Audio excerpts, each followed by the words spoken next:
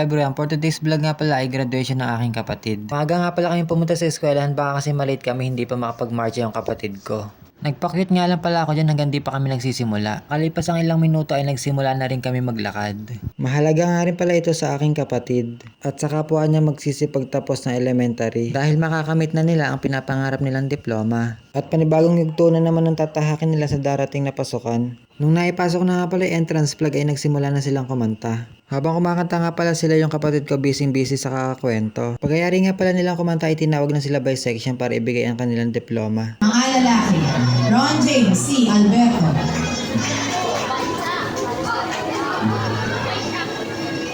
Fast forward nga, pagkayari ng graduation ay pumunta na rin kami McDo. Ibigay kasi si ate ng pan-celebrate namin sa graduation ni RJ. Nung nakuha ko na nga pala order namin ay dumaan lang ako saglit sa bilihan ng pizza.